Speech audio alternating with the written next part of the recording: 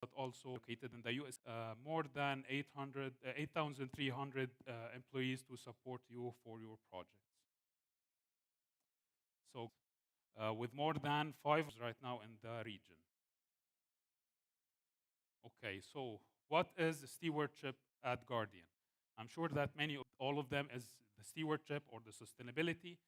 You can use different words like the three Ps, the triple bottom lines, all and resources entrusted to our care in a manner that respect the right of others, including everyone right to their own life, property, and equal treatment under the law. If any of you is interesting to all right. So stewardship vision, which is our approach, they value more highly than their alternatives. We do this for sure responsibly. Different topics. So right now, what is the Guardian contribution to sustainable building? So we will be covering the glass production, glass, which we call it, and we will explain what's call it in the next slides. This is combined with our deep knowledge, along with the advanced technology, we are able to get a perfect ribbon of a glass. Then we are doing the coating on it to improve the performance of this glass that will suit your needs in your projects. When creating our products, including raw material supplied, transport, and manufacturing substages, we also continue rule when it comes to help in reducing the operational carbon or the total emissions from the energy source in the building, and we will be covering this in the next few slides. Okay. Beside that, the responsible resources management. So we all emissions. So for example, we have taken a lot of initiatives. We have changed all the floor, the roofing in our plants and the region here. We use like for the energy. Beside that, we have cooling fans, and even that helped us a lot to reduce the energy consumption.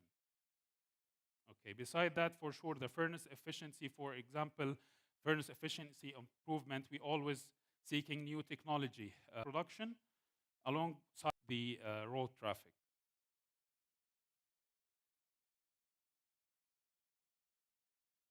So when it comes, believe that glass on to improve the energy performance of your building can help you to improve the comfort for the building users. Improving the daylight depends on the project that you are working on. When it comes to the solar control, one of the main things that playing a huge role is the glass. And at the end, the aim is to save more energy costs. Well, what is the benefit of having these coatings? For personal appearance, and again, it's also like reflecting the solar outside and maintaining the temperatures, either it's like heating or cooling, and most probably I have another example here I wanted to share with you, which is Sabic Home of Innovation, a sustainable home for a single family. They have used all the materials taking into consideration the sustainability requirement. As you may know, like the cooling in our region is one of the main players in the consumption good performance. And by having this, we compared like the results for the HVAC consumptions in 2008, okay, which is something I believe very good. When it comes to the product, so starting from the project specific state, the most suitable product for you and the different techniques that can help you to achieve more points when the environmental product declaration, which is the information about the life cycle environmental impact of our products. We have published as well how to have a good heat insulation inside your space. Maybe many of you here have visited the coatings that allow 30 to 40% light transmission with a neutral blue or more performance when it comes to the heat insulation, like the U value, the solar heat gain coefficient, and shading coefficient as well. For sure, the most famous, the tallest building in the world, Burj Khalifa. Again, this is glazed with our low this is like there was a big story behind this project. As you can see here, it's in the middle of the, and this is showing the importance of working with designers, the owners of the project. So the whole project, the build and offer, and we ended up to develop a new product that suits the project and satisfies the needs of the designer. And the project itself, it's awarded the World Guinness Book as the largest building cladded with mirror externally. Just one thing, there is some slides missing. Yeah, just, yeah,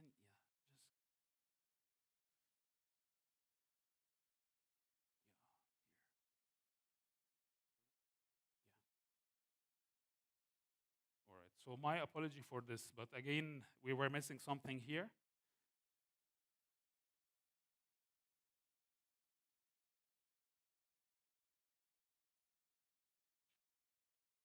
So again, if we will back to the solutions for the reduced embodied carbon within the plant itself, then we will continue with the different projects that we have done. So again, for this, the recycling glass, call it recycling, either broken glass or the defected glass, all right? We take it back to the furnace, and then it will be melted with the raw material, with the sand, silica sand, soda ash, and different raw materials we have. And after that, it will be floated over a 10 bath, and this is having many, many positive things. It allowing us to reduce the energy consumption during the furnace, since the glass itself will have different or lower melting temperature time, since the temperature 3% steel gray. It has a natural gray appearance external, and very low reflection indoor. And as you can see, neutral grayish the coating itself. So part of our technical advisory services, and after working like every day with this BIM. So what we have do, before we had our products files already in the BIM library. So what we have done right now, we have developed a new tool for BIM systems. Okay, and right now for sure the BIM calculation for sure, the education and training for sure we can help when it comes to the specification review. We have many and many of different, the glass thickness recommendation and deflection calculation as well. So by having this, I would like to thank you. Thank you so much. And we can appreciate his quote that glass is the unsung hero of the facade, and how something so which is relevant to, without further ado, T Skyline. Please welcome Mrs. Thank you very much. In this instance, we wanted to showcase one of our more recent projects that are about to,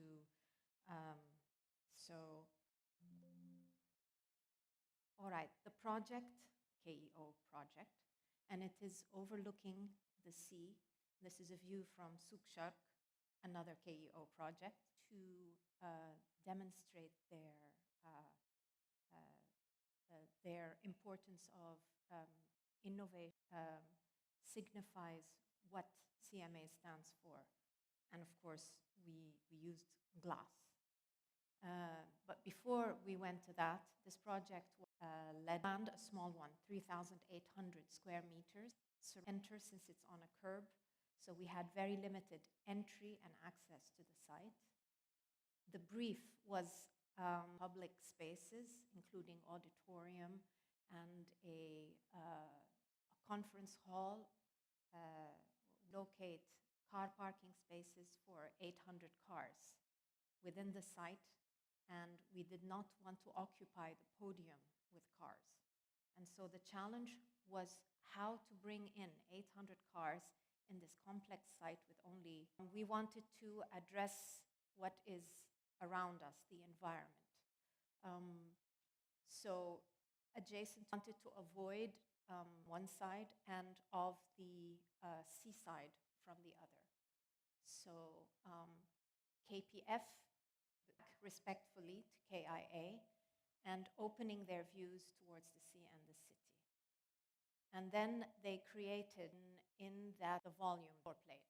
So on the ground floor, entry protection, minimize MEW regulations. So at first, a little bit about the facade geometry.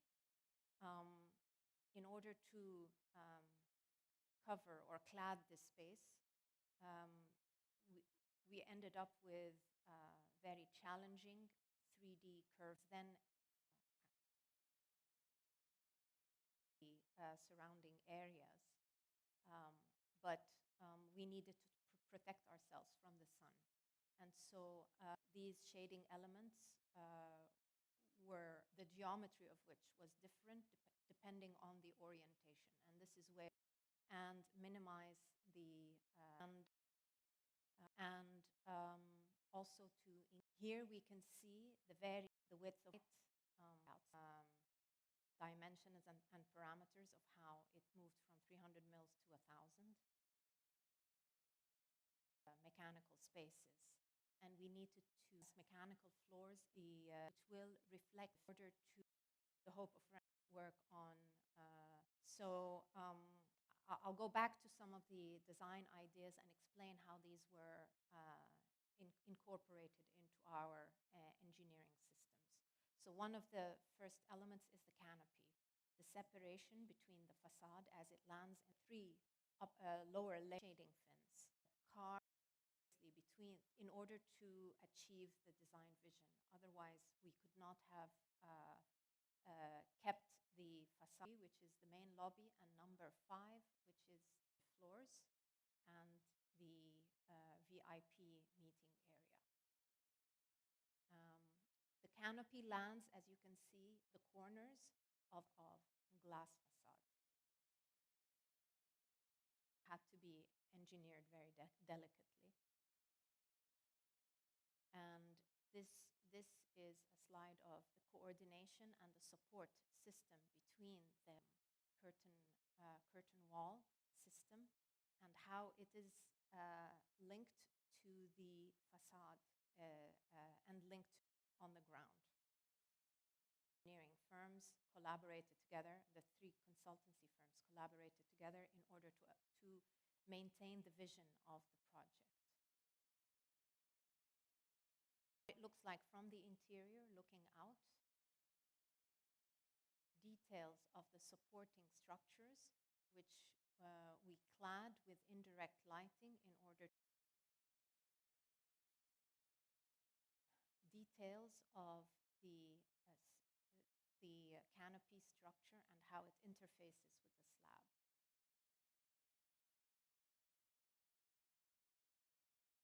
Now, this is 140 guests and a multi-purpose hall which can be divided into 2 for interface as the structural system and how it holds the canopy as if it were flying.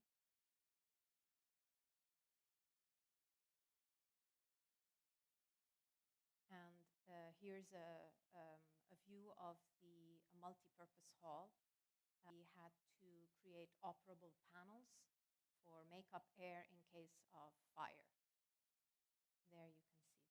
There was a lot of interface between us and the CMA committee in order to achieve optimal, bring in the light to the center of the building. This is within the tower, but at the outside and not a neighboring building. We started with a cubicle space, workspace, and we generated multiple prototypes of offices depending on the position and the responsibility of each staff member.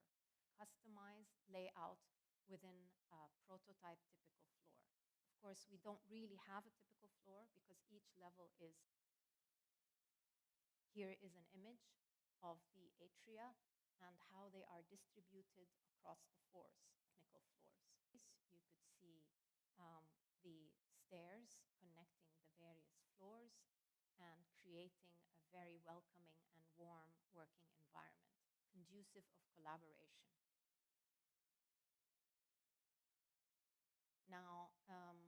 mentioned the VIP conference hall. Uh, CMA needed a statement in the building, this tower, and to complete it. And at the same time, the main function of this VIP hall is for conventions on the fourth. We removed the fins, but then again, we have the sun and the glare to deal with, especially in a space where we needed to uh, um, project images during meetings. So with that, we turned to technology and smart glass that could be tinted electronically. It can um, and this is a view of the space which spans 3-floor heights. And in order to achieve a uniform view up to the roof in a curved vaulted views and create a grand space. It is flagged on each side by a diwania and a smaller meeting room, and the annex for the entrance, the pre-function. This seats. Thank you very much. Joel.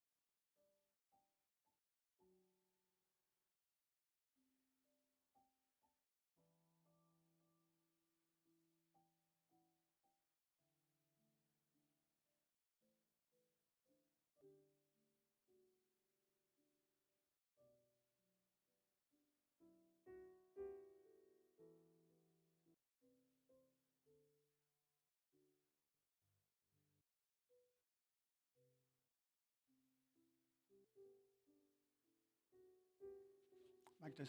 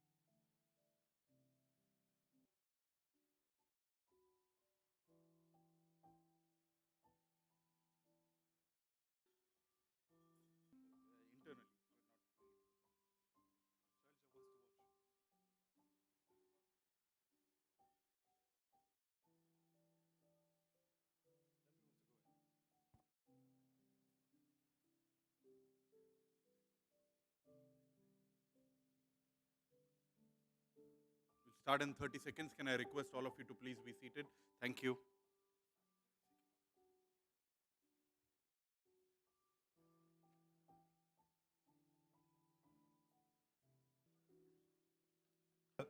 For the beginning of the fabric facade, architectural functions and benefits. Please welcome Mr. Sanjo Rodriguez from Serge Ferrari. A very important market for us. My name is Sanjay on facade application. So when we talk about facade, facade is the part of the buildings which sets the tone for the rest of the building. So for us, functional. So here I am presenting Serge Ferrari for the facade application. I would like to start my presentation with just a corporate video.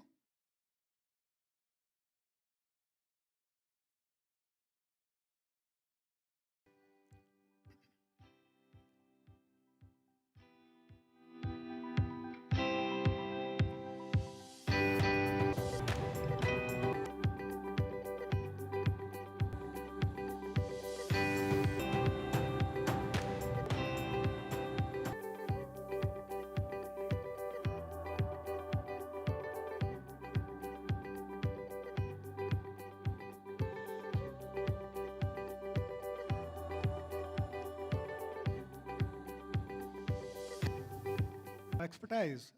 Search Ferrari is a group which designs, develops, and manufactures innovative membranes for architectural and exterior landscape application. Our main markets are solar protection, tensile architecture, modular, marine application, and we offer very high durability, safety, and design comfort along with eco-responsibility. As our organized expertise of weaving, PVC coating, PVC extrusion, and logistic. Our second factory is in Germany, which is under the brand name Vasidec Indutex. Here, our expertise is glass PTFE membrane production. We have a third factory in Camiano in Italy, where we do the as well as we do the smart coating. And our last factory is in Taiwan, where we do the spinning of the glass yarns. The markets, the key markets that we are in today is tensile architecture, where this is where we are mainly common in the Middle East, in Kuwait market as well. We are in modular structures, where we do dismantleable. So why fabric for facade application? What are the key benefits? One of the key benefit of a facade fabric is first of the building. So if you go a bit, is a fabric can be designed for materials at your hand, which not, this is another skin group testing tower where they test elevators. And Here, the fabric has been designed to withstand as a windbreaker as well. These are some of the panels, and it's a rendering made by the architect. It need not be big towers. It can be used, the fabric can be used to clad smaller structures as well in a three-dimensional shape. Here's another example, and it's designed in the shape of a snake skin. So during the day, you have a clear view of the structure, and at night, with the LED projection, you have an entirely different view. So the fabric facade gives you enables you to give a day and night effect. A smaller modular structure facade during the day and with a clear view at night. So as an architect, it gives you the possibility to play with the LED lighting. This is another building, an office building, which is a plain facade during the day. Here the fabric is possibly a plain white. This is a project to enhance the facade during the day and at night. The third benefit as an architect is the fabric branding for your project, blend with the nature. Another example, the second, to deflect the sun rays. So a clear view.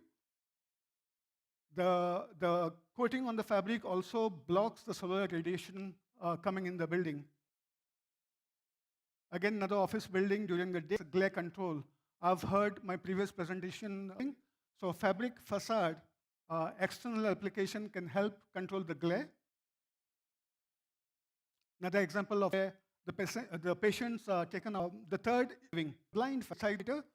This airflow helps in the ventilated fabric facade. We have a particular building in a different part of the world. It could be a city in Delhi or in Dubai. Type of the building, whether it's office building, hospital, or school building. The glazing percentage, how much is it clad with glazing, the type of glazing, and then we go one step ahead to put a fabric facade. So we choose the different types of fabrics in the market depending on the openness factor and the color of the fabric, which is very important, and the blue bar shows with fabric. So the most important factor here is having a facade as an external skin on your existing building could reduce up to 48% of the heat energy consumption in the building. We can do it in terms of annually. We can see the annual saving of energy bills.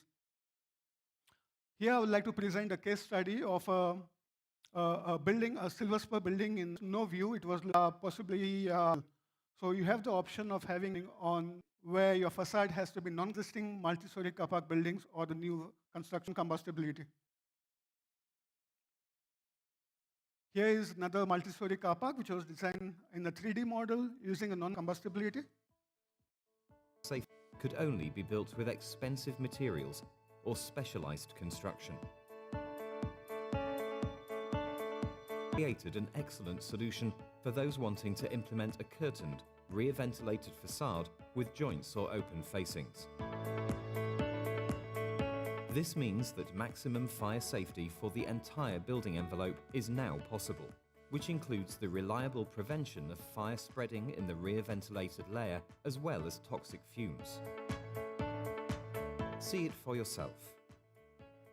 The test resulted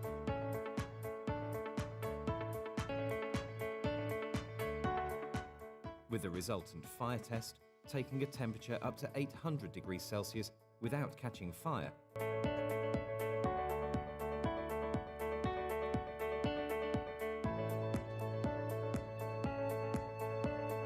Safety for all of your facade projects. For further product details and your nearest supplier, please contact Serge Ferrari. In that video, you saw how a flame retardant as well as a non-combustible fabric behaves under fire. So a fabric facade is not only for new build, it is also, you can have a benefit of thermal comfort. The continuation here in comparison with a micro-perforated mesh or a macro-perforated material. The micro-perforated fabric has openness of about 30%, and it offers better privacy from inside the building. So if you see here, a micro-perforated front side, which is a fabric against a macro-perforated metal mesh, the visibility It's a clear view through recently. So resistance to weathering and very low maintenance in terms of cleaning. The various options that we have in the fabric facade are, these are some of the fabrics we have, depending on the type of openness with the different color options. We develop colors, it's a 52% openness factor and non-combustible. We have done some special fabrics as well for the Dubai Expo. There was a requirement for the walkways, I'm sure you might have seen for the Expo, the birds hanging down, so they need special colors and a non-combustible effect. So that's, it's a mesh fabrics. Everybody knows that. The in terms of Tarek speaking about ETFE, long and outdoor filling. Possibilities present today in terms of our partners in Europe who can give design the tensiles, the profiles for the fabric, monolithic freeforms. These are some of the examples of the profiles that you can use for your 3D modeling. We can discuss more at the booth about your requirements about by FTI with some iconic facade. Starting from the Qatar World Cup stadiums, we had delivered 7 of the stadiums in a tensile membrane. This was a special fabric design, the facade and the roof done with a fabric. Stadium as well. And these are some projects in the region now. A painted facade as well.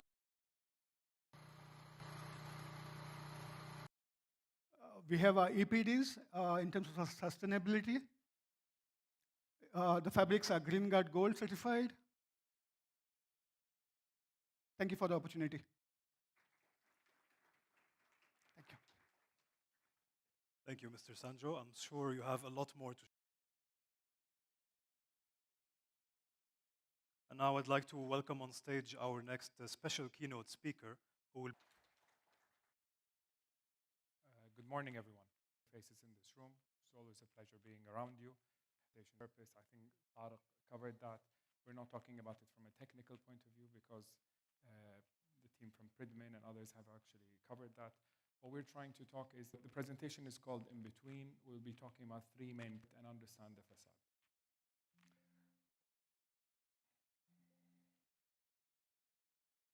So, as we all know, we've been looking at the function, which is an enclosure.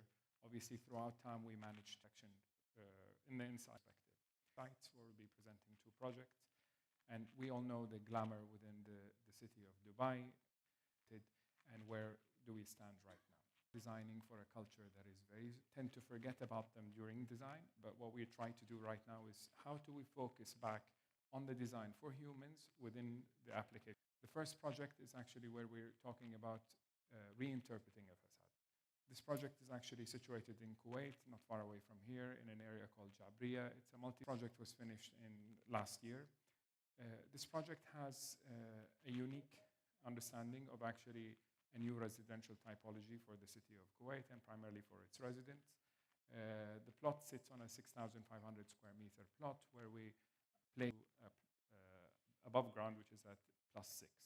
The reason why I'm focusing towards that level is actually this is the new facade or the new face of the Pride Strong. It reflects it trying to create the urban block again to regenerate the urban block and receive from the outside glimpse the vistas that you. Importantly, what happens from the inside is actually a new set of spaces that are completely designed for the users of the buildings. These are outdoor space, but outside into the public space.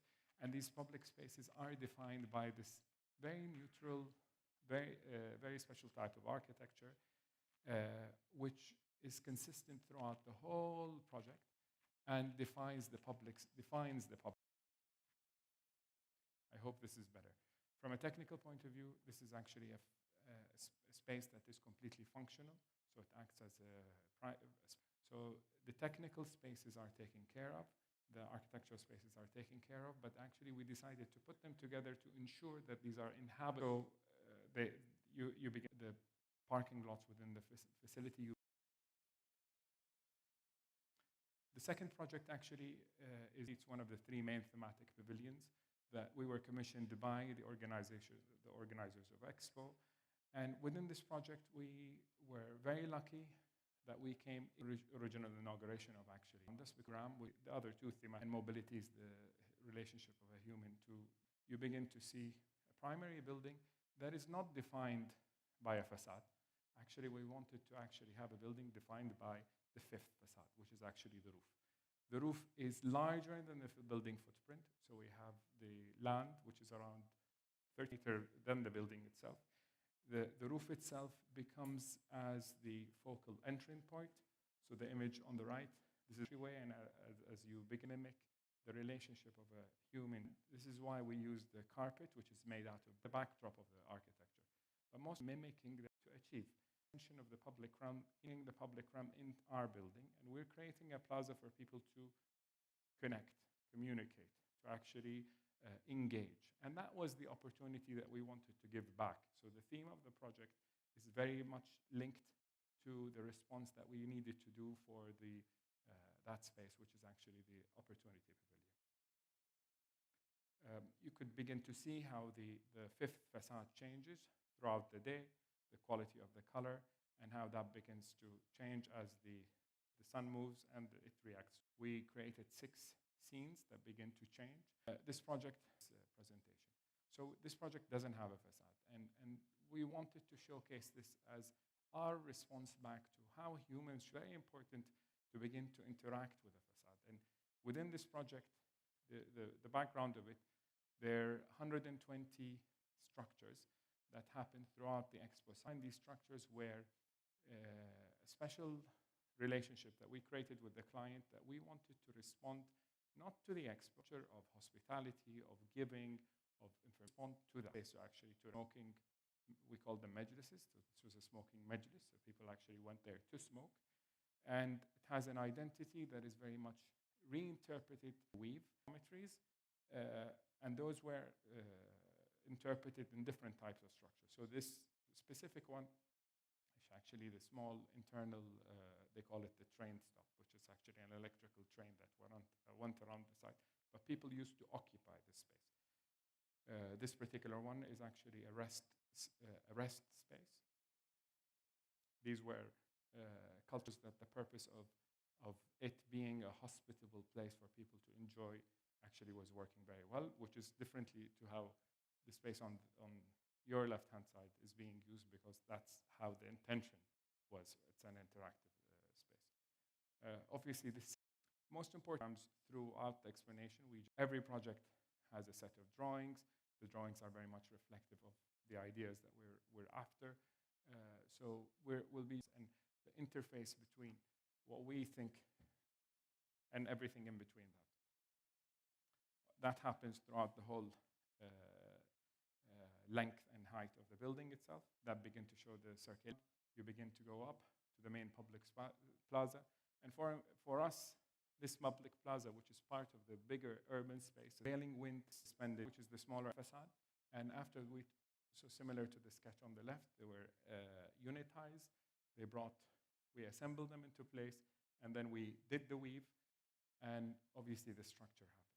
What is very interesting about this process, and it's actually quite a technical process, that these structures have been disassembled right now, and they're actually being shipped away as part of the legacy of the project of Expo to different countries in the world, and they're being converted to schools, the clinics, to shelters. So that was part of the legacy, important element, connecting with a point of view, I think.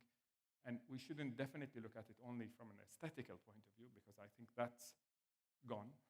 Technical has to be addressed, but that's not the only way. The way it connects is part of the architecture, part of your projects, which have been around for more than 40, 50 years, especially the old ones, show that really well. Thank you very much. Thank you very much, Mr. Nasser. Let's get our next presenter mic'd up.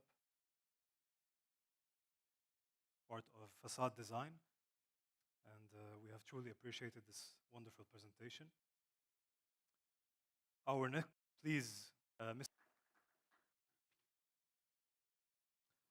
Hello, everyone. Thank you.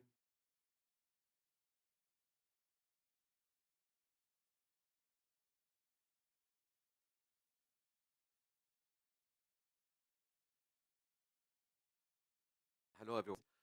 Of course, my part will be a bit different than my preceding partners here. I am going out in the field. I'm going to go through a background of the code of MEW, or the codes of MEW, and then and how they were developed throughout the years. And I've been this building is located in Kuwait City. Back then, the government has realized the opportunity in savings to the large size of this building. Um, it was designed in 1975 and commissioned in 1981 buildings and has about 4 interconnecting areas. Um, the total addition space, if you make area, the 2 towers, this project is 2 size that the KPC project. Actually, more than 2 size. Um, the the building also required a lot of energy to cool it. There's about 11,700 kilowatt of installed peak load and about 9,000 refrigerant ton. When the design of the early 80s, back then they were able to reduce about 900 tons of refrigerant and to reduce or to cut down the peak power by 1,350 kilowatt.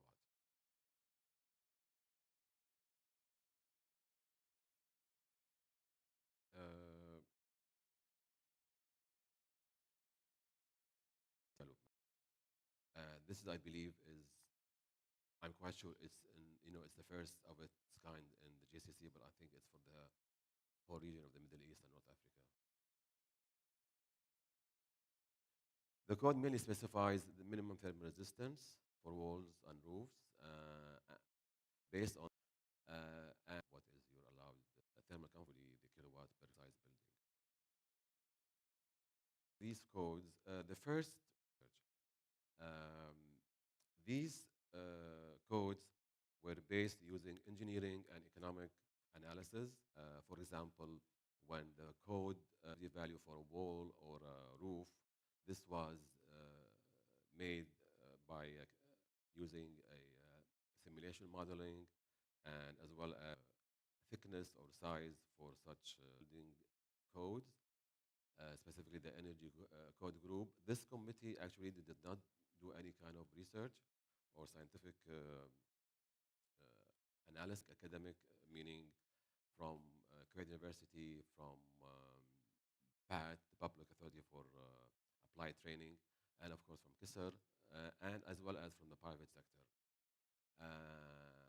And together, there was about maybe a year long of continuous meetings of this group to come up with the 2014. And the last one, which is that came in 2018, is totally done by the ministry to us at KISR. Now I would like to go further into the thing. The resistance, the higher the R, the more resistant it is. Not the whole total. We see in the first 3 versions, 83 to 2010 and 2014, they were never changed. But then in the 2018, this code introduced 2 sections. A section specifically for the government and commercial buildings, and the other section is for the residential buildings. And again, here they improved the thermal efficiency of the walls and EU emphasized on the same thing with light square meter and the lighting. The same thing for the AC housing units. But 2 codes in 1980, but that is up 10. They introduced the use of low E glazing. If your wall, if you're glazing to up to 50%, and of the low E windows that were introduced in 2014, which much or less stringent than the 2080 pane glazing for any size window. And this comes with a very stringent factor is about 1.14. These are very, very tough specification, and typically low forced to be used in triple pane, which is extremely expensive. And we will be discussing this in the upcoming discussion or its enforcement in 1983. And because of the time, I understand this because this requires a lot of I admit it should be devised more because we had to do a lot of consideration with the in terms of U.S. dollars or 1983 till the Ministry of Electricity and Water saved about 5,600 megawatt. That's more or less about 2, 3 power stations. And about 2.8 million refrigeration ton, and about 260 of today's consumption. What is this? Or projects.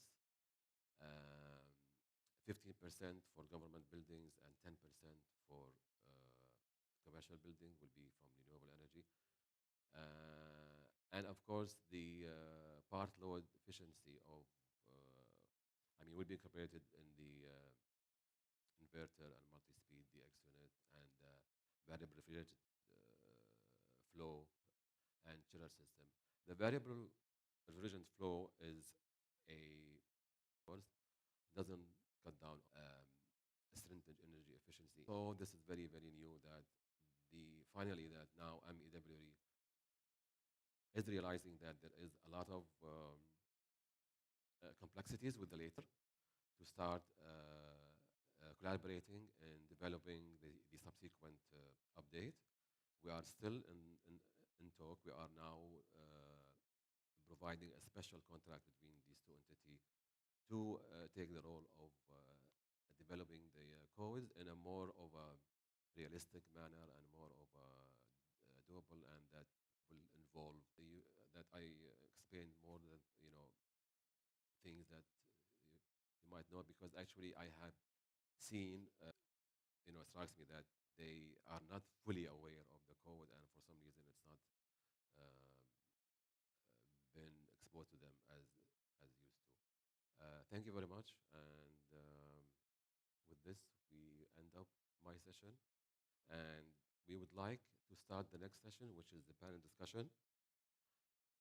Of course, if you have any questions, you can ask me in the break. But for now, we are going to ask the panelists to Mr. Mohammed in engineering, and of course, this is not only the maybe from the construction. There should be. He is the Ministry of Public Works. Follow up in 1981.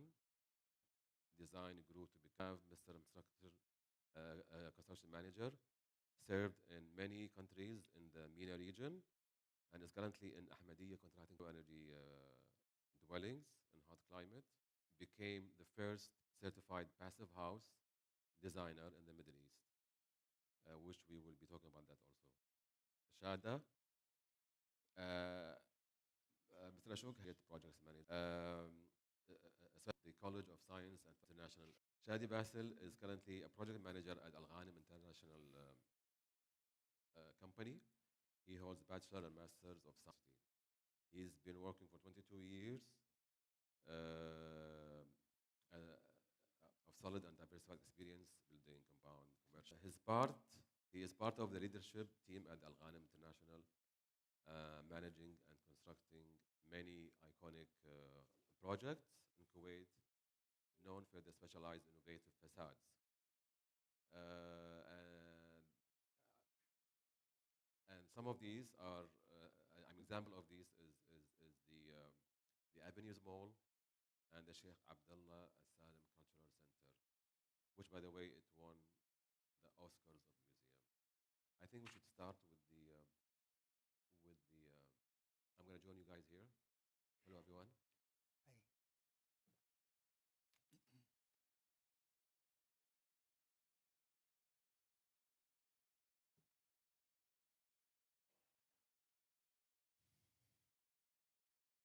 The latest MEW R6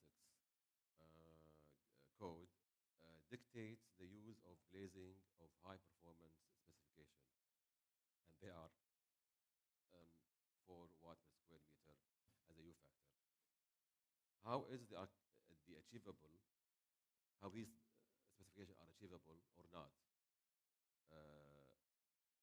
in a large commercial building from your experiences, of course. Uh, Go ahead. I think, as we said, we don't have a choice. We have to Yes. follow what the ministry says. And it is basically some very good points in the new code.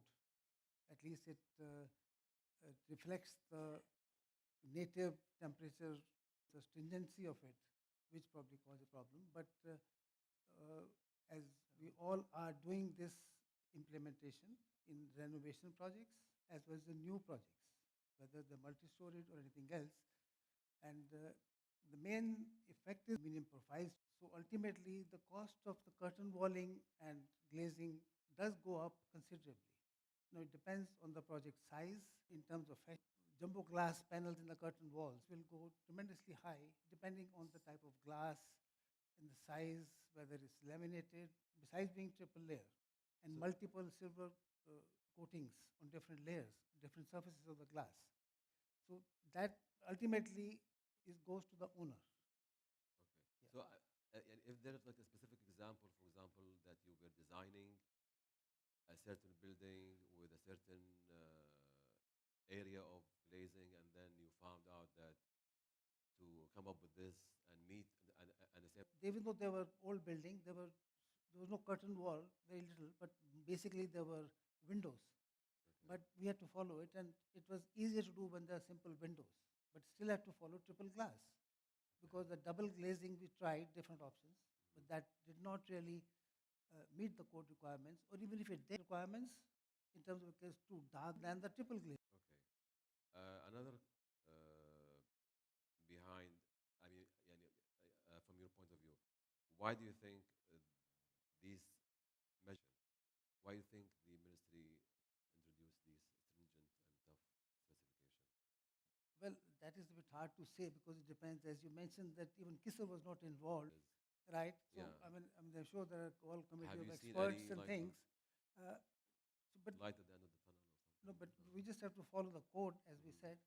But I think it might be useful if MW allows a little bit more of flexibility Okay. in using it. Like your things come, it'll probably be easier to control the cost for the owners, and also for with a very few windows, it's going to be negligible. And maybe also it will not be a economically feasible. And Mr. What challenges or complications you have come across while installing these facades? You can't hear us. Oh, Part really? of the room.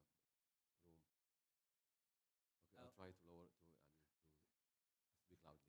So, Mr. Shadi, facades. I'm going to talk a little bit. Thank you for having me. Thank you all. I'm going to talk a little bit about facade, basically how it started. As a contractor, out to be more allocation. Allocation, basically someone say about where he is, basically on where in the Exactly, building yes. with the facade next to the ramadan, the glass facade. Basically, they knew the consultant from their facade works, and then became a branding. We are a dealer of Audi projects. We have dealt with the architect doing Audi, so you know the building. You can tell it's an Audi basically from the facade itself, if you are in Kuwait or in Germany or wheresoever. And then it became a corporate identity with the logo and so on. So this is how much important is the facade basically in our evolution in construction. The challenges we face, there are three steps doing a facade. One, submit the study, deliver. Second, and do the consultant to be able to with manpower shortage, and then you have problems with material supply, and then the challenge. Safety is first. Usually, you work on a facade, mainly maintaining a certain safety standard. Two, the envelope itself is always on the critical path of the project because you have to close the building in order to run the air conditioning for you to be able to do the finishing works. not only like the connection. I mean, MEWR6 or any other code in general are affecting the incorporation. Morning. So basically, All phase one, 2018, 11 or 12. We had the same consultant which is based in phase one. The phase consultant glazing all over with big trusses of 60 ton each place next to the, I don't know if you've been, so it's next to IKEA, the big rotunda, and columns, and basically the ATFE system running all over single span. The codes are not limiting elements into the books, so the consultant basically is able to follow up with the trend as. Mr. Jabir, of course, you've been here in Kuwait for many years, and you are probably the most person aware of all codes that are been or still are in Kuwait. So my question for you today is, how are these codes that the current codes, uh, what are they lacking? What are the things you think in these codes that are lacking and should be? The codes is a good means to work with it. Unfortunately, with the ministries, they don't understand the new technology. They don't understand the new material. We don't requirement in the ministry. They don't the companies, the manufacturer company to check. This what they're feeling as my consulting office and the project, we're working in the project, facing to understand the code. Some project you have different, not is a landmark design, not standard design. So you should give them some privilege, okay, to accept to make some flexibility. This we don't have. Understand that people they cannot implement it because the machine they have in the market does not fulfill with the ministry. They give nice idea. They give you a very restriction in the percentage of the spaces. Okay, but when for the code you have to have certain limit of space limit. Some of the space they consider it as usage space. See, I like this material for the facade, for the parking, for this. If you go to the ministry for requirement, this we have some problem. I think part of the problem also that there is no sort of like cross-checking of how these codes are really been done, or they might not have them. But anyway, Mr. Abul Hassan mentioned that that there is part of the code where the machines they stipulated that by 2022, which is now, that there is a certain efficiency for AC. AC companies are facing. It's like this is not available. So I think MEW stopped this from being active. So fact that this is not doable. So I think there should be also more integration between the offices, the consulting offices, and the MEW, and I think also the idea of having some liability and of from the office side when they provide the design is to actually that this design is actually working and that's what's going to be happening, and not alter it somehow and maybe blame it to the owners or whatever. Anyway, now I would like to move to Dr. Mahjoub. Dr. Mahjoub,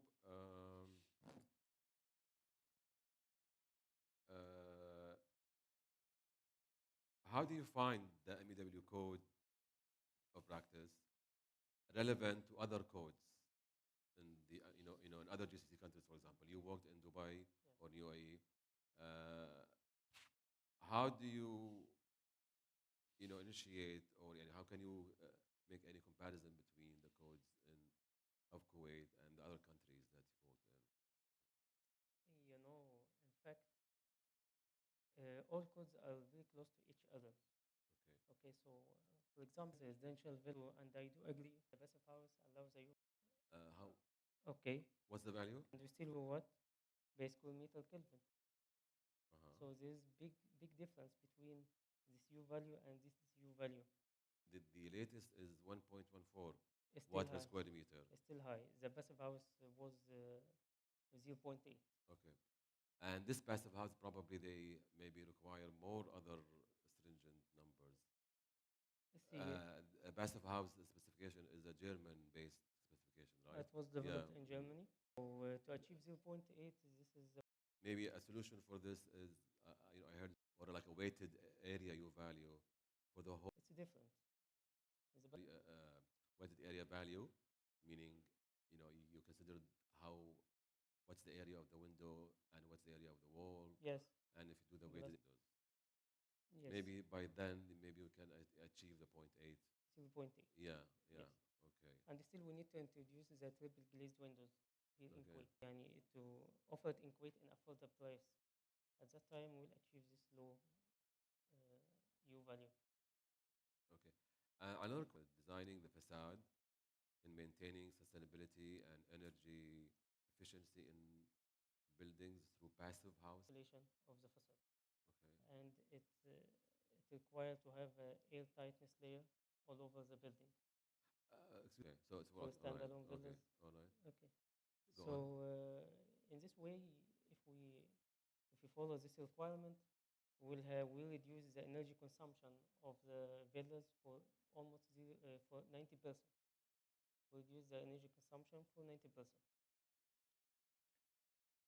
Using the specifications Yeah, of the passive house. the specification Okay. of the passive house. Okay. Are there any examples of passive house I visited one Uh, in Qatar, by Tuna project. building built? Yeah, project. By Tuna project, they built two modules. One according to passive house standard, and the other one according to QSAS. I see. And they achieved 70% reduction in energy consumption compared to the QSAS model.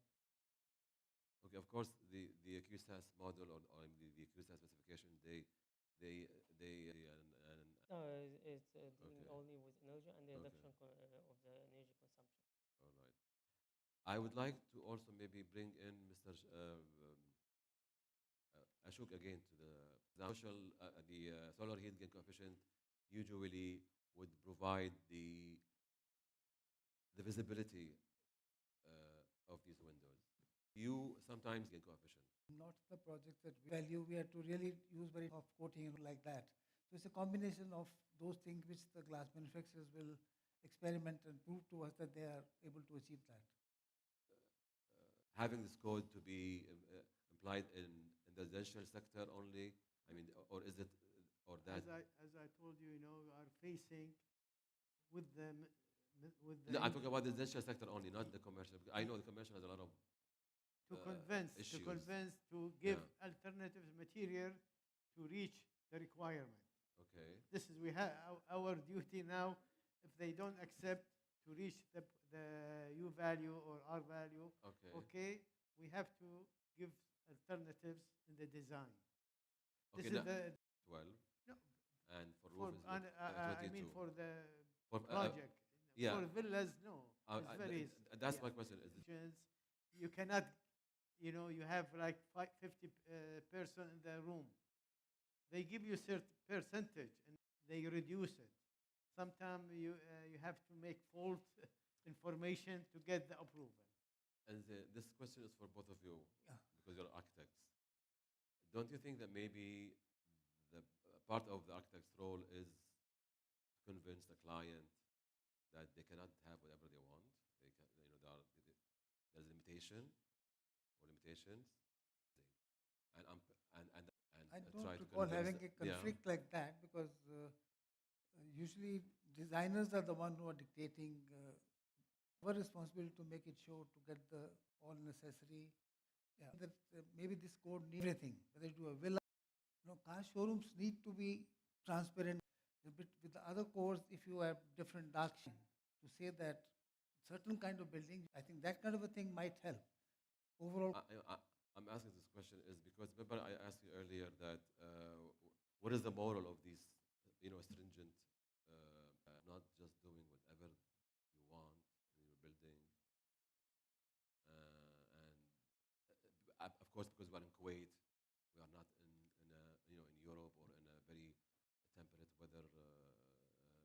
conditions. So that's probably maybe, don't you think this is the reason why these stringent codes are there? Is so. Go ahead, Shadi. issue while doing the cultural center project, which is a beautiful place to be, Sheikh Abdullah Salam Cultural Center. It's a museum, and then you have wing. We had to do different side that the designer wanted, plus someone from them having a proper cooling ambient temperature. And there, actually, they approach MEW on the different code. It's a glass box pure, so we made it proto glass material, and then with a different air conditioning Excuse me. of some. Do you remember the type of glass used? I don't want to do any Okay, marketing. all That's right. why. So it's between, you have future glass here, you have guardian glass, so it's not Okay. Oh. challenging actually, and especially that it took like 2 weeks outside the project doing a full Mock-up. mock-up, a full prototype.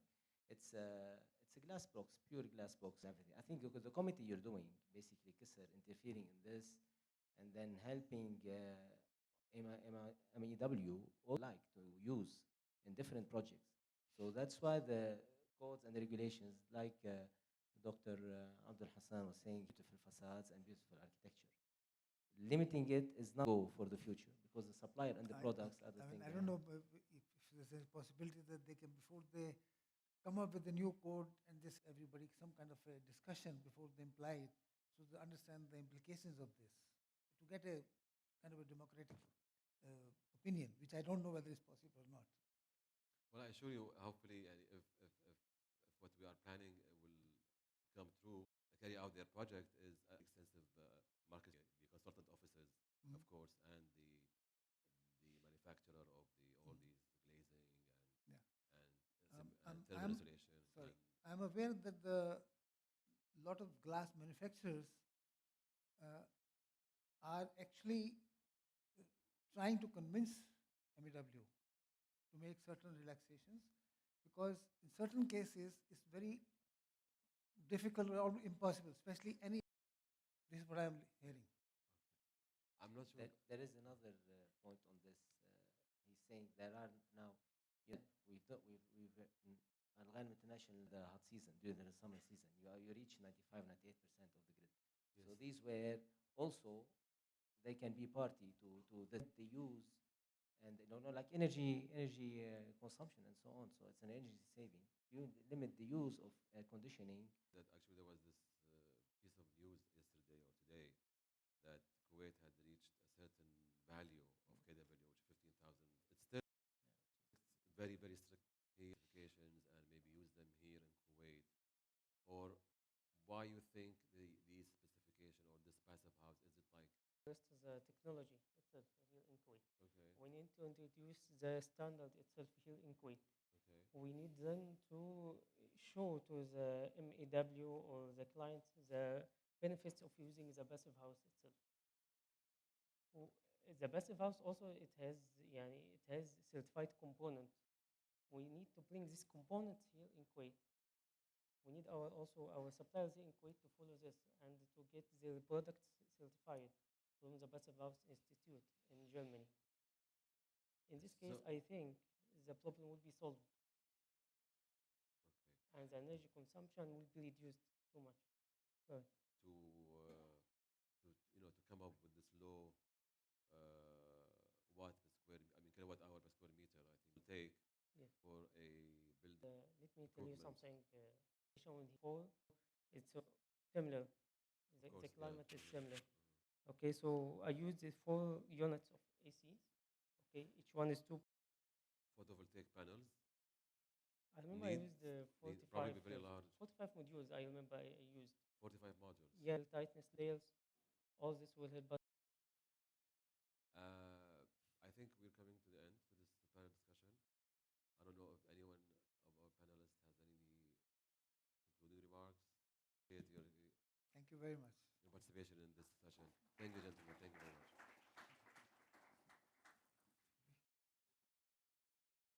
It's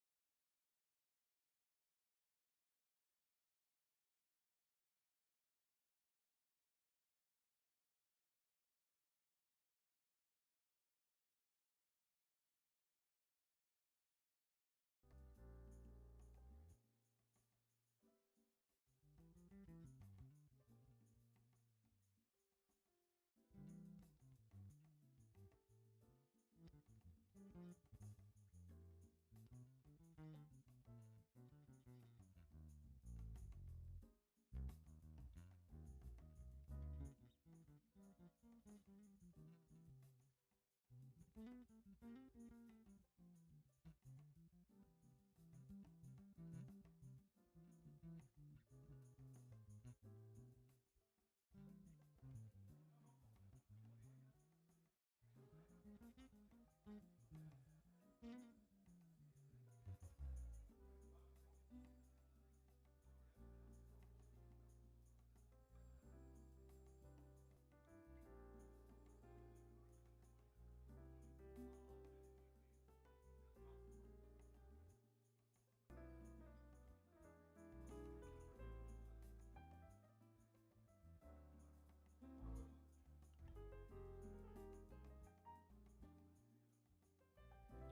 it's great.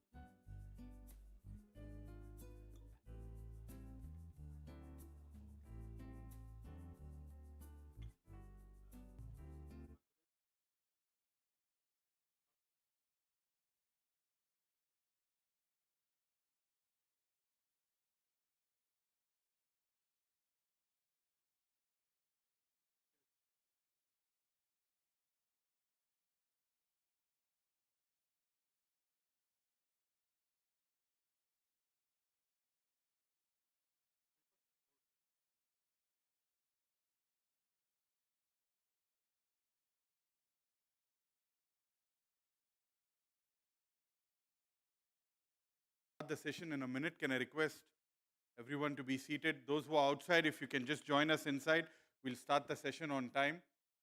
We'll start in a minute's time. Thank you.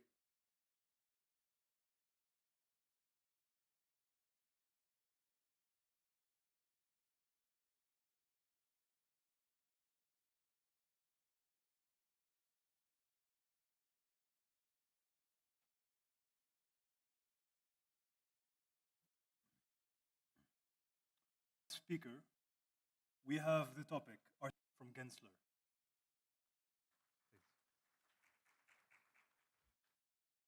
Good afternoon, everybody, and welcome. Too much time today talking about Gensler, projects that I've done with Gensler, facade design, because there are probably a lot of our partners on the technical side of architecture my entire career. It's why I went into architecture. Actually, I think probably the main reason I went into architecture is because I really love to draw wall sections. So I've been a facade guy pretty much from the start. But I've learned over the course of my career that, it's not just, there's so much that we can all learn. Just kind of wanted to give you some thoughts, from our perspective, and also just show some of the things that kind of drive all the puzzles that we create that we all have to solve together later on in the design process. So with that, I think I just wanted to talk a little bit about what generates the articulation of facades. I think, again, it can be really mysterious. It's never the same thing twice. Sometimes it's your buildings and make something that's not a jumbled mess that, just really kind of works and reads well and is understood. So I think I'll play a role in establishing the considerate needs if you're talking about that, all of the put out and that those systems can be delivered, but it's where one system meets another, and particularly I think where a non-facade trade meets a facade trade. That's the majority of the problems that I see in the field and in construction. I've spent a lot of my career out in the field and out in construction, so coordination puzzle. So there are a couple of projects that we've done here in Kuwait. I've only been here in the region for about 3 years, so these actually predated my time in the region a little bit. But since they're here in the city and many of you may be familiar with them, I thought I'd just talk about them a little bit and kind of what drives them from a design perspective. So the first is the Four Seasons Hotel at Burj Al Shaya. And this project is, of course, a hospitality project. And with hospitality projects, so often, one of the aims of the design team is really to kind of create this sense of hospitality and humanity and a human. So I think, project to project, it can really depend on the way that's screen elements that with standoffs, traditional Arab architecture, which itself has a very human scale, and then all of the additional detail, the different size openings, and kind of achieves those aims. And then there's always the mashrabiyah screened elements. There's also just this very subtle and geometric reference to sand dunes. So alternating, it's so as you're flying across the desert and you see all these beautiful patterns of sand dunes, and very often you get these subtle differences in coloration and you get these beautiful shadows. That's something that I know the design team was really aiming for. And then, of course, it satisfies practical aims as well because the facade screens the building from sunlight, and this really does have a dramatic impact and improvement on the performance. And it's also just something that of movement and interest outside of the building, more so than just having a clear window.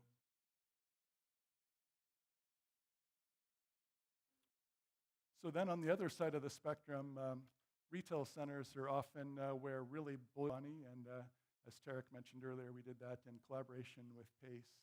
But this is a project where you really are trying to kind of capture these grand, bold gestures that really read as a sense of scale from sometimes from a freeway.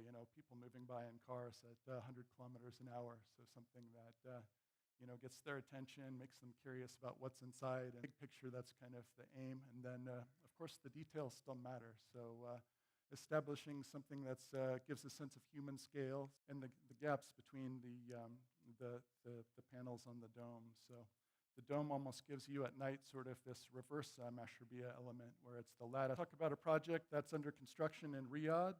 This is a lifestyle center that's located right in the diplomatic quarter, which is, of course, an embassy district. There's a lot of concern with remaining dignified and being appropriate and subtle to the context, and respecting is a place where a lot of dignity is called for, and that probably isn't appropriate to do the same amount of exuberance. It's really about a mall concourse that's internally focused, so the space that happens in the center, that's where all the interest is, and then you try and garage, so everything that you see built there is over a common garage, and that kind of develops some of the design challenges too that we'll speak about a bit later. We needed to keep a stone that's in kind of an earth forms themselves, so that's where we started to become interested in these curvilinear forms that started to develop these interesting geometries and coves that we want people to be interested to explore. So that's really what generated the form, and then it's also something of, maybe this image shows it better, but also something of some inspiration from the traditional wadi or a canyon forms that you see, particularly in Saudi Arabia, particularly in those really beautiful barrenscapes where it's just chiseled rock and stratified rock. And so the wadi form and just kind of making some life happen in a form that kind of takes that character is the retail and F&B program, because this mall is largely intended as an entertainment destination. More than half of the venues are intended to be multi-level visual, kind of this conviviality of the atmosphere, so whatever the case may be. And then we also wanted to just soften the edges a little bit. So we've got perimeter planters around the outside. Levers work and also support the stone. The stone doesn't always follow the storefronts.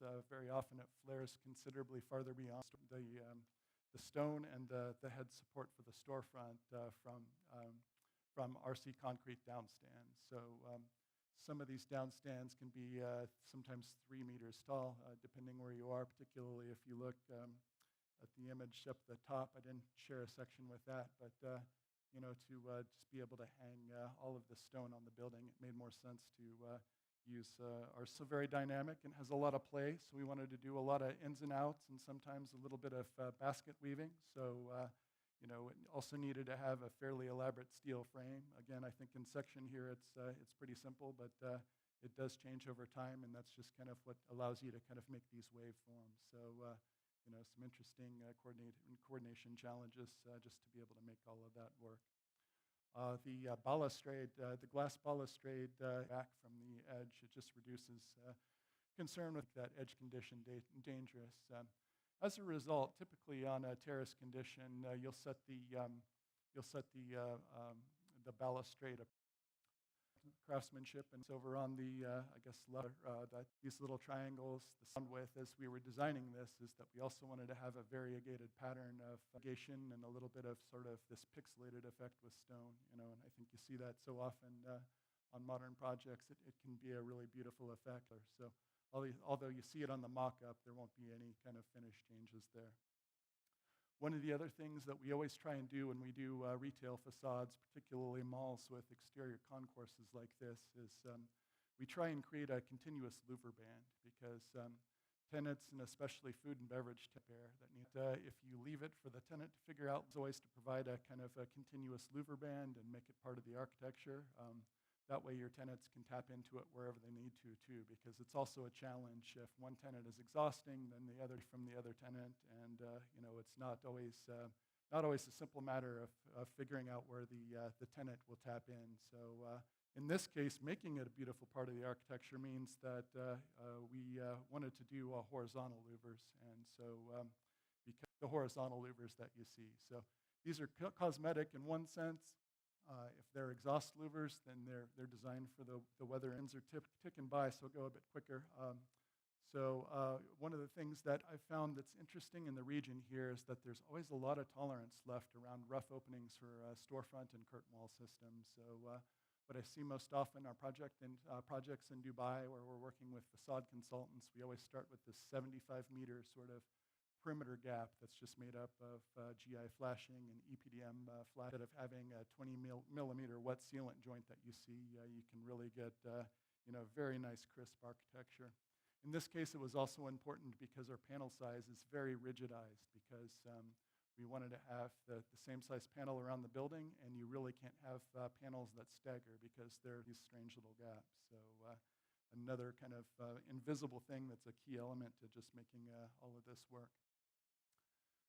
Tenant demising walls. I think we had to really come up with careful details for making sure that the tenant would always have about the sill condition.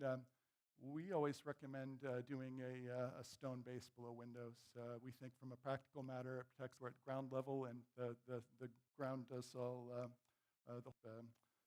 cross slope to contend with. So that's just another kind of simple thing that has really important details.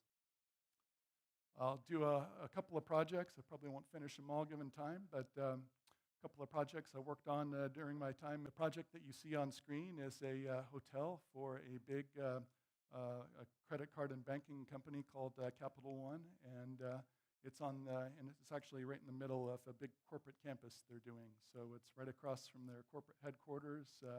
Got a couple of 30 and 40-story buildings happening around it, and this is kind of a apartment hotel, mostly intended for their own internal use. The space is in collage of geometry with sort of this white stripe pattern, also kind of alternating and a bit irregular. But to make a collage, and this generates a lot of complicated details because you're working with a game of millimeters, and I think all of us that work on these things probably know. Because of the windows that happen beyond narrow options that we're working for. So very, very minimal working with mounted and a fiber cement rain screen panel. So a very, very cost-effective system that still does a very nice. We were so tight on space. These balconies are covered, so they shouldn't ever see a whole lot of rainfall, but did need to accommodate that. More extreme because we have just this very narrow little metal panel band to work with. We wanted to keep that consistent with what was beyond, and what was beyond is a slab bypass window wall system. So with those, it's always best to kind of get the slab bypass covered, but side of the block, and then a third the advertise the park and the fact that the general public could go up, but also by creating this floral pattern that you see in the perforated screen wall, and at night it's also lit, so it's backlit, and we have these LED blasting fixtures. These backlit metal panels to work correctly. There's so many little nuances and so many things that you just sort of have to play with to be able to control. So the substrate that you use is the back surface, and the simple things like the finishes on your girts or anything else that can reflect light. All of those things play a role in disrupting the light and sometimes creating these strange shadows and strange things that you see on these projects. I'll just do one more 50-year-old building that we did a complete renovation on for a competition for a government lease. So we participated to tear the building down to a concrete frame and reskin it and provide all the modern amenities of the E and the offset spine to the side. We had 3 walls of the atrium, and to create the third, we did FE as very light material structure.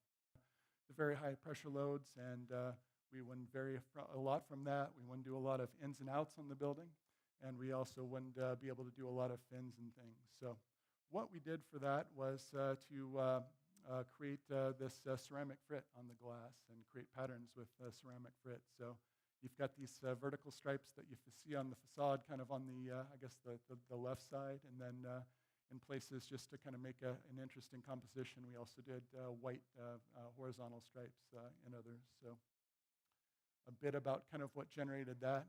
Sometimes it's really just the most simple things that kind of start a scheme and put these wheels into motion. But one of the things that we needed, the pressure requirements for the project. So big anchor plates, the space directly between the column and the facade was already, the risers were there in the initial condition, and because the space was there, we didn't have a lot of money to modify the structural frame.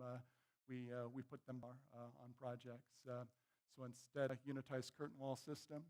And it's something that gave us an opportunity because it's not vision glass that we could do something in front of. So we kind of came up with this idea of doing this gradiated line pattern, and that just kind of became, not to say that the glass isn't part of making that work was, and with that you always kind of get these beautiful, that's just an atrium that wanted to have a lot of glass. One of the things that we did is we moved all the building cores out of where they were in the middle of each of these wings, glass, so that this is a very light and airy and beautiful building inside. Because we had so much curtain wall on the outside, it was cost effective to just go ahead. For the most part, the curtain wall extrusions, profiles, gaskets, everything was exactly as it was on the outside of the building. We still had bare sprinklers, and we also had just thermal performance to consider, because when you do an atrium, you don't condition at human level, so 2-3 meters above the floor is just where you want to keep all of the cold air. The top of the atrium, you don't really care how hot that gets, and so thermal modeling showed that would get, I guess in Celsius would probably be about 45, maybe didn't need to keep out rain, but that's about it. And just real quick, this, I think, last one.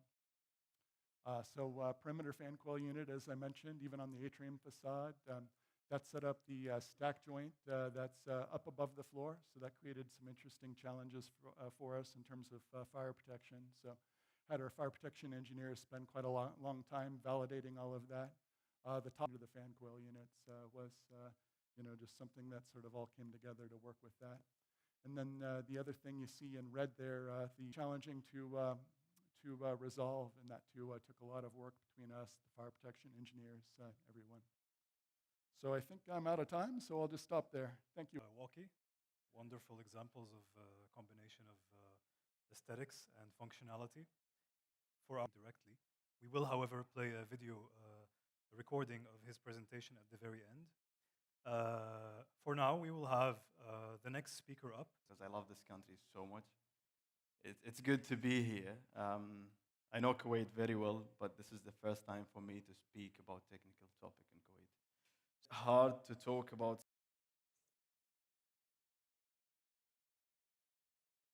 So I'm going to talk about four main stages or topics, let's say. The first one is why it's necessary to discuss facade fire safety still. Why we still, the other one is a regional one. I'm going to explain that, effective way should be a bit more than that. And the last one will just wrap it up with some recommendations and closing statements. For everyone in the field of construction or the industry of construction to keep talking about facade fire safety. And there are three main reasons, as I say. The first one is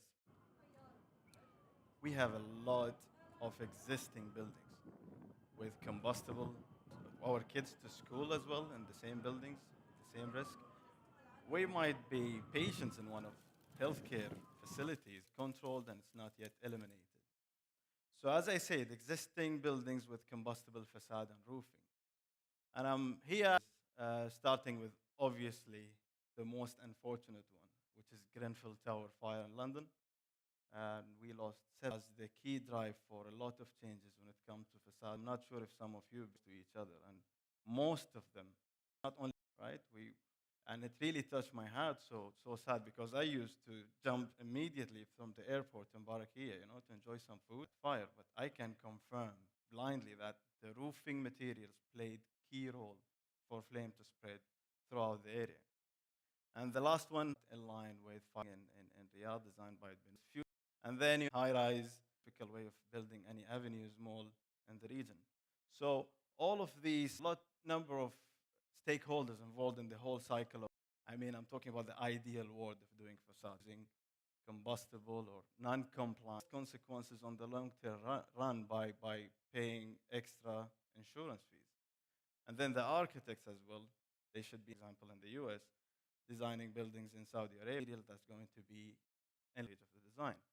And then you have the facade designers, so we need to coordinate as much as possible with facade designers to ensure their design is in line with what we're looking for as FLS consultant. And of course, authority and civil defense in this case, where it should drive and regulate what we need to do in terms of minimum about what advantage you can get when you design your buildings with safe facade materials. So I've discussed about, or I've highlighted why it's still important to talk about facade fire safety, and now I'm going to move on to two case studies, one international and the other one is regional. The international one is, in the figure here, you can see the number of deaths in the fire accidents in the UK from 2011 all the way to 2020. And you can see from 2011 all the way to 2016, it goes up and down. So the FLS industry is very reactive to disasters. So wherever we have a disaster, then we will start taking actions. So the disaster that this is the number of dead people in 20. The number for measures to avoid such act part B in 2019, and then they kept updating it. The one you can see here is it's May 2020 version form EWS 1, where insurance, what are the control measures? So this is example of one case study around us that we can learn from and start implement, which is applicable only to new buildings. So the previous one in London, in the UK, it's applicable to all kinds of buildings, which is very great initiative. They care about existing buildings.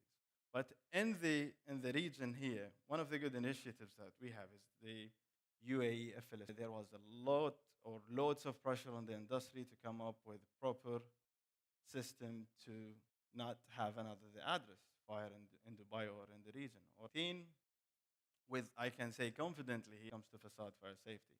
And that's not enough, then facade system to make sure that it is safe. 5 inspection certificates from the facade design on OC. So these two are very close examples. And it is taking place, and it has a lot of advantage what we can learn from there and start our own. So how to design safe facade systems? Facade fire performance-based design consideration, I would say. I always say that when it comes to facade, it's not about code compliance. be excessive, as it was just highlighted by the ginseng and in tests for non-plastic based materials, which doesn't make any sense. So it's all about facade fire performance. So we need to be aware of what we need. I would say there are 5 key assessment items that on what is adjacent to that building. What's the distance to the nearest facade? What is the type of facade in the next building?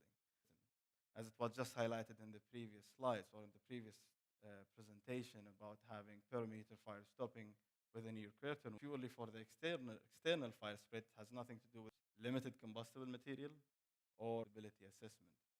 Or is it only limited to the external panel? So did you include the insulation? Did you include the membranes, sealants, and all of that? Then the flammability assessment, which is more of American way of assessing external or assessing material. It's just a matter of what temperature you are limits, whether it's going to extend for more than, which will give us a chance to study, are we adding this material in a safe building or not? Show that the fabric self-ignition temperature is way far from what we expect when it comes to ignition source in the building. So the whole facade system and put it in the lab in materials that's classified as A2, S1, D0, which is purely non-combustible material. When you put them in that kind of large scale test. Examples of fire British standard. Combustibility, example of it is EN 13501-1. There is no similar one in American standards, where on the other hand, flammability is purely American standards, ASTM 84. The bottom left, you can see the self-ignition to have the American standard, which is NFPA 285, or the British one, which is BS 8414. So move on with facade fire safety. We need 4 key items again. The first one is safer requirements, safer regulations, and also practical permits for the facade systems. We need proper communication within the industry experts. Like such events should happen regularly, and the discussion experience that I just highlighted, we can just sit down with these people and see what they did and build our own way of systems. And the third one is safety again. When it comes, I don't mean safety in the be there. It's not code compliant. It's not local authority permit. It might be beyond than that, or it might be less than that. Because as FLS consultants, ethical responsibility, we should always make sure that we are designing safe buildings, not code compliant ones. Because typically, if you read any FLS code, you will find that statement where it says, this code requires you are designing facade about meeting the demand for sustainable green buildings with facade. Hi, everyone. So in this presentation, we're going to be going over the how insulation can help you meet the demands for sustainable buildings. So first of all, Kimco. Kimco Isover, we have been manufacturing glass and mineral wool for the past 45 years. We've opened shops in the region. We are a joint venture between Saint-Gobain and Al-Ghanem, and we are the leaders in innovation and sustainable design and beyond. So our solution for the building insulation and thermal insulation, and we offer offers. Our offer is for soffit application barriers for thermal performance, and in the external insulation segment, we offer insulation for the for fire stopping, and we do ETICS EFS insulation. We do lightweight insulation also as part of an association with our partners, and roofing insulation as part of the external facade, external applications. So going into the facade segment, specifically in terms of stone and metal cladding, our insulation is mainly used for the thermal performance, obviously, and it's as a non-combustible material. It has no flame spread, no smoke development, whether in ventilated or unventilated facade, and it provides thermal performance throughout the lifetime of the building and the product. In the ETICS and EFS system, it is selected for its excellent thermal performance, obviously, and the ETICS system provides no thermal bridging, and that's the main advantage there also. For spandrel panel glazing, our insulation is used because it's, again, non-combustible material. It's fire-rated as part of a fire-stopping facade. And again, it does not age. And lightweight facades are more recent development where, the selection criteria for insulation is, first and foremost, obviously, thermal efficiency. As others have highlighted during this session, that it's not only about energy efficiency, a lot of factors come in, but energy efficiency is one of the major drives behind the global demand for more sustainable buildings. And the GCC, 70% of building energy consumption is a result of heating and cooling. So this is outside. And due to this, the building codes in Kuwait have been regularly updated and become more stricter with the greater, as more facade systems have allowed to provide the best thermal efficiency that we have now products that provide thermal insulation as low as 31 milliwatts, thermal conductivity as low as 31 milliwatts.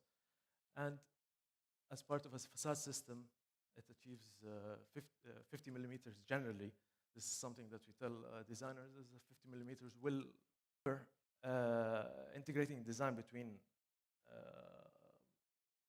architects and MEP engineers, just adding a little bit more insulation. This is where a guide for designers to abide to. But integrated design can allow for better performance of building thermal performance over the same period. The GCC has been deploying the New Kuwait movement for a more sustainable future. And going back to the energy efficiency and sustainability, part of our responsibility to the end user. So we have great term objectives by 2030 is to reduce the water consumption at our factories by 50% and by scope 1 and 2, and additional 16% by scope 3, and create a circular economy to reduce our NVRs, non-valorized residues, by 80%, and to increase the use of recycled and biosourced material by 30%. And additionally, to provide 100% recyclable packaging. Have published LCAs available, and our aim is by 2030 that all of our product lines come with an LCA. Is that we are carrying cradle-to-grave LCA assessments. That is from the raw material all the way to the up to 80% recycled. Energy saving during the first year is 12 times the cost of the ecological cost of producing the material. So the payback period to the environment is very low, and all of our products have very low greenhouse gas emissions and very little global warming potential.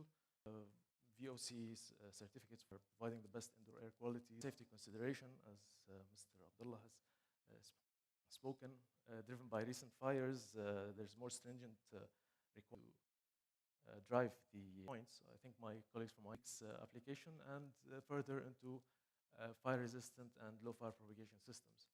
And as per each system, there's a set of codes that they have to abide by. ETICS and the EFS systems should pass, have Class A in ASTM 84 and pass NFPA 268 AFF. So at Kimco,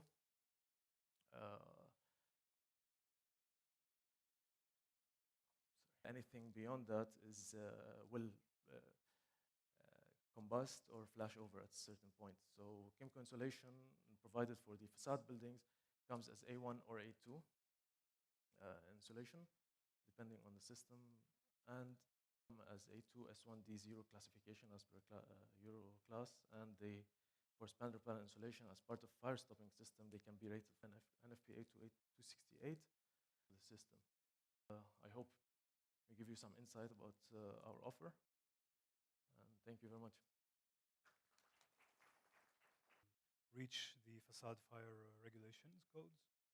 And now we will be bringing on stage presenting KFF IEB Engineering Consultancy.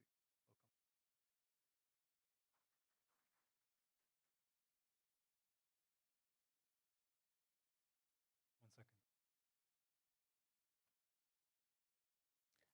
Assalamu alaikum. Good afternoon for any building in the fire department. We have to appreciate that. I got the chance to retire earlier, me and my brother and partner, the kind of job we're going to do. So we thought the best thing to do is to do what we're going to be specialized in that. So we established our office, try to make a team in the market at that time. So also we select our team as per to the Kuwait fire codes and their knowledge on that. Then we try to be more professional on that, so we established ISO 2001 to make sure to our customers we are also professional in what we are doing in the offices. What I'm going to talk today about is the local code of Kuwait Fire Department, Kuwait Fire Force. When we responsibility, some cases, and some designing. So the main job in our offices is two parts. One is safety and fire, and the other one is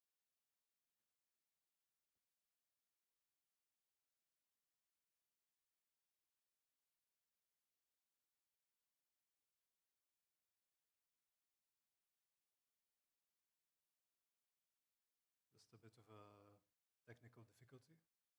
1 minute. Is it working now?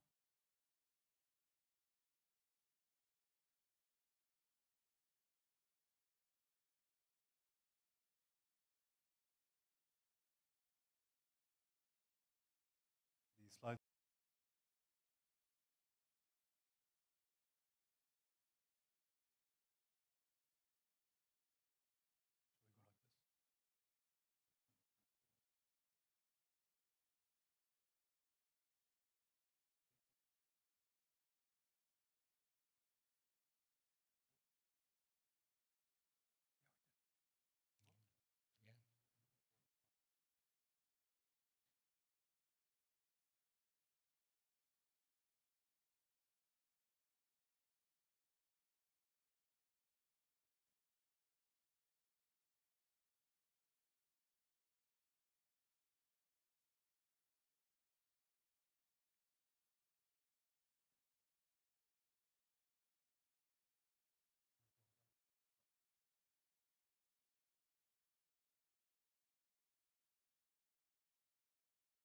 as I was saying, there's two divisions in our office.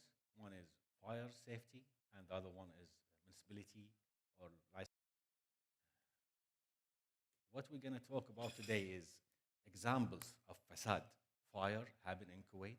Job in the fire department, we was thinking if we're going to use sprinklers, fire alarms, or special system for any kind of more than that and smart way to protect our buildings and the human being also inside. So the best way was thinking and do to prevent this fire in the futures. So the first thing we start to think about after these systems, blinkers, fire alarms, special systems, let's choose the right materials to protect your building from a prevent fire department establish their codes as per these fires happen in Kuwait. Application of fire safety and security standards, facade, and their impact on design. Kuwait KFF force codes, what's mentioned there in the codes. We're going to focus on the local codes. Maybe there's too many codes, international, American, British, and their ways to do that. Maybe you got certificate from certain laboratory, it's approved laboratory. That's mean if I'm going to bring a certificate and test report for any material, I said it's approved in the United States or way to approve that in Kuwait. What's the procedure also to explain that to the fire department engineers? We're going to talk aspect covered by Kuwait fire codes, protection, facade from fire, And the procedure, if I got certificate and material and the certificate test report also for that materials, what's the procedure to do that? After I submitted these to find out, you have to discuss that before you submit it or ask for any certificate or choose any material. So in that case, we are trying to protect things to save him. His contract with the supplier for a material. Before you do that, you have to ask the fire department, I'm going in the right path or there's something else in their jobs. They're going to direct you to the right path. Where are you going to walk in that projects? So we prefer, the procedure is very important, even if you got also the certificate and test report. That don't mean you are commercial billboards. I'm gonna explain it. It's shown in Arabic because we take from the original copy, and I will say it in English. First, exterior, interior, and ceiling. Material should be approved individually for each project. So if you take approved from this project, that's not individually. Second thing, the material should be have two tests required from the KFF. Second one, for the whole facade, because it's easier and more accurate. KFF asks for the test result should be A1 or A2, and also it could work if it's B. That's depend on the building type and also the risk degree of the using of this building, as shown here in the code. After that, we will take the test report and also the certifications for the materials with the catalog. Also, we will provide all these documents shown here as 3 points. Mostly in Kuwait, for facade, the designer prefer to use suitable for a cost-wise.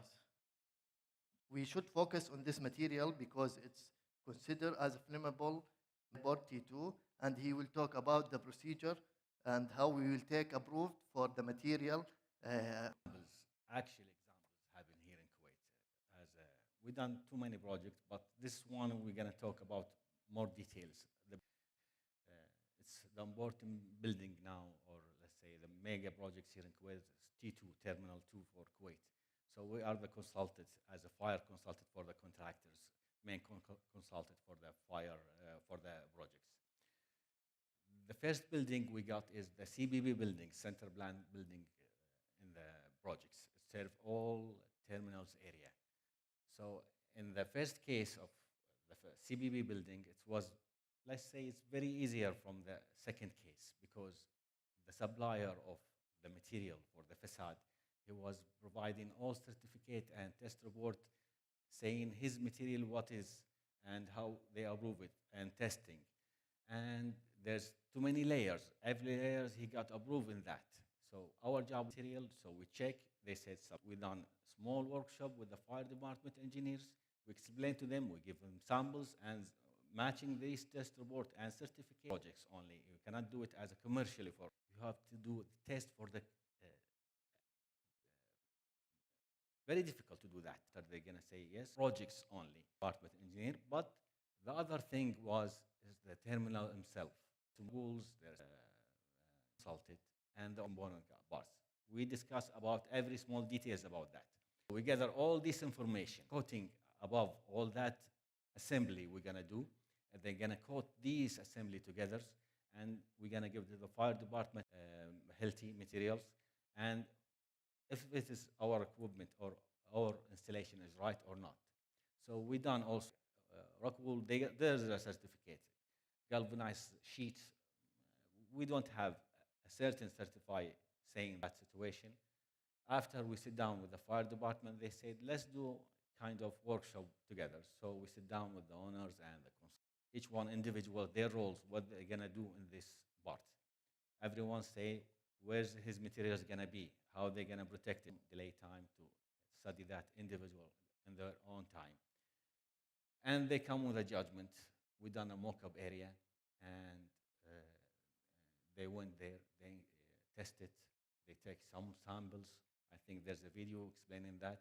Testing, what we done, and thickness of that layers, what beneath that layer, are we covering every detail, small detail? After they take and study, they give us a letter saying, yes, you can go ahead with that area zones, and we're going to show the fire department to give us another letter. There's no certificate with that. That's only a letter from fire department saying they accept that. Go to the United States, there's a certain way to do. Also here in Kuwait, we got our codes, we got our method, we got our engineers. They are willing to do that, but they want somebody to explain to them what we are doing in anything. By us, like us, our cases here, we got another test and certificate from another laboratory, from another. So what I'm saying is to do that, or your systems, or whatever. Let's try to do something smart that is connecting with the fire department engineers by specializing the fire department. You have to know the way in the fire department, how the fire engineers think to do that. So because we are ex-fire department engineer, we know what's easier. If he's gonna look for, let's say, a file about 1,000 paper, we're gonna reduce that to 20 papers to understand what we are doing. The rest of the, and there's a procedure to work with. How we're gonna submit your document and your request for the fire department. This is the 23 laboratory approved by KF, Kuwait Fire Force. But that don't mean if you're gonna submit it anyone from it's written there, it's different than their standard. So you have to explain what you are writing in there, what your request. Maybe I'm gonna say this, it is, there's a fire, there's a, so, and then I wanna just give a note for something. Now, fire department try to think more after this accident happened. You saw this accident happen here in Kuwait, Barkia city and Fasad, some area. What are they are doing now to be more smart? So they're gonna check everything. Now there's a code for the external facade and building and complete your building and design and building that construction. You have to submit their paper, and they are now. They're gonna ask you what you're gonna furniture your building with. It's better for them to protect their systems. In the end, I hope I give you a brief about the Kuwaiti codes and the way to do that. I hope I didn't bore you. Thank you, Mr. Ali. Thank you, Mr. Abdullah, for giving more awareness and explaining the detailed process of KFF approvals. And now for our last speaker, who will be playing a video for us instead, because he has fallen ill and he has not been able to make it, Mr. Firoz Kashwala from Future Architectural Glass. And we will be playing a video of a presentation from him. And this will be our